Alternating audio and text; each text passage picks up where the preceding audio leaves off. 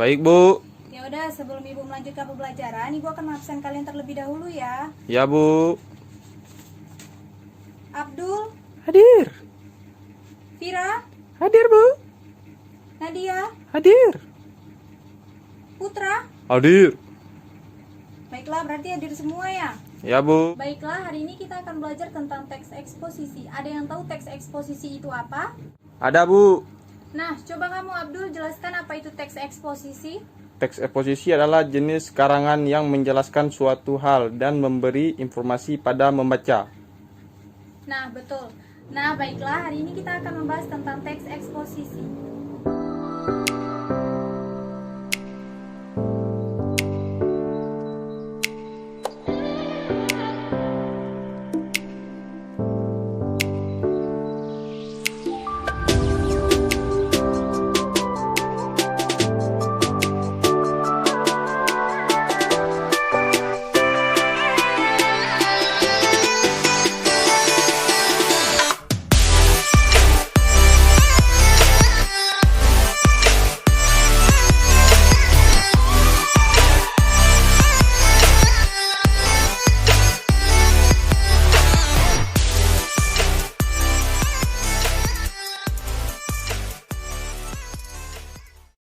Baiklah, di sini ada teks eksposisi. Teks eksposisi adalah paragraf atau karangan yang menambah ilmu atau informasi dan pengetahuan yang disajikan secara singkat, jelas dan akurat.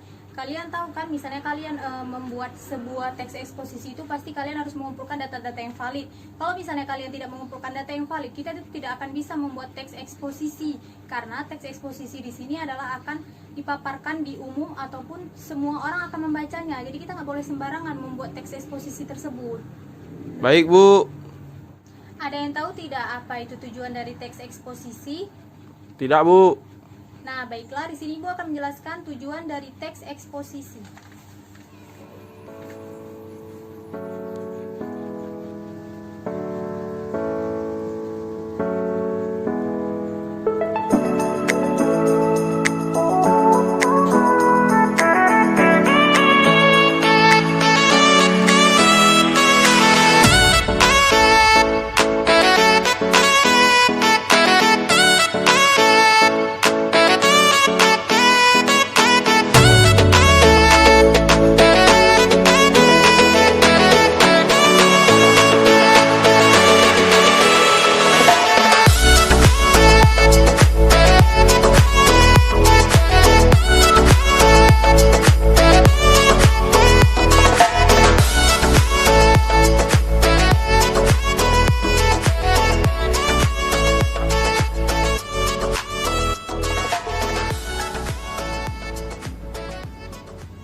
Baiklah, tujuan dari teks eksposisi di sini adalah untuk menjelaskan informasi dan untuk menambah pengetahuan sang pembaca agar teks ini dapat diketahui. Nah, jika kalian tidak mencari informasi mengenai teks eksposisi ini, maka kalian tidak akan bisa membuat sebuah contoh dari teks eksposisi tersebut. Baiklah, selanjutnya kita akan membahas tentang ciri-ciri teks eksposisi.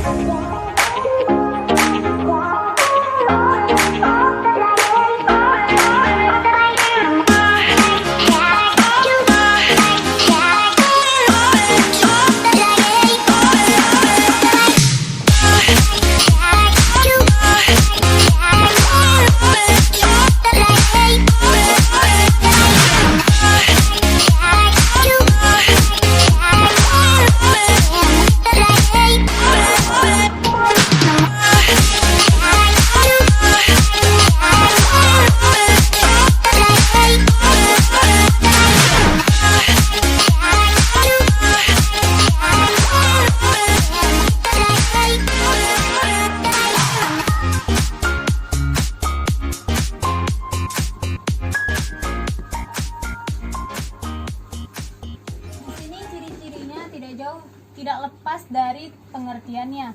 Karena yang pertama di sini adalah dapat menambah pengetahuan dan informasi, sangat berkaitan dengan pengertiannya kan. Yang kedua di sini adalah gaya informasinya bersifat mengajak. Maksud bersifat mengajak di sini adalah misalnya kalian membaca teks eksposisi pada sebuah lembar jawaban ataupun pada sebuah buku. Nah, pasti kalian ada kayak rasa keterkaitan gitu, ingin misalnya membacanya ini. Oh, misalnya tentang air nih di sini. Kalian pastikan oh air itu sangat berguna ya bagi sumber daya manusia. Nah, seperti itu dia. Dan yang ketiga adalah penggunaan kata baku. Di setiap kita membuat yang namanya bahasa Indonesia ini, pasti kita kan menggunakan kata yang baku karena pada dasarnya kaidah dalam bahasa Indonesia ini memang menggunakan kata yang baku. Nah, yang keempat di sini adalah penjelasannya disertai dengan data yang akurat. Maksudnya adalah data-data itu kalian harus mengumpulkan dengan sebanyak mungkin dan mencarinya sebanyak mungkin agar kita membuat teks ini menjadi teks yang akurat. Nah, selanjutnya Ibu akan menjelaskan tentang struktur dari teks eksposisi. Yang pertama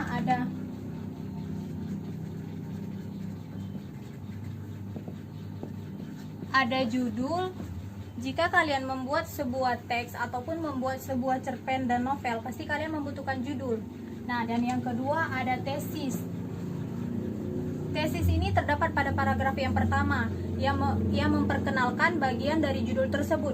Dan yang ketiga ada argumentasi.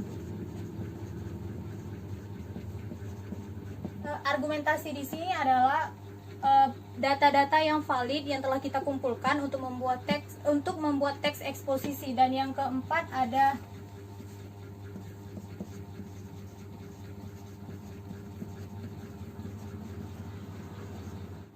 penegasan ulang. Di sini diletakkan pada paragraf terakhir, dia sama seperti kesimpulan. Baik, cukup sampai di sini pembahasan kita. Ada yang kurang paham bisa ditanyakan. Paham, Bu. Baiklah, cukup sampai di sini. Ibu akhiri. Assalamualaikum warahmatullahi wabarakatuh. Waalaikumsalam warahmatullahi wabarakatuh.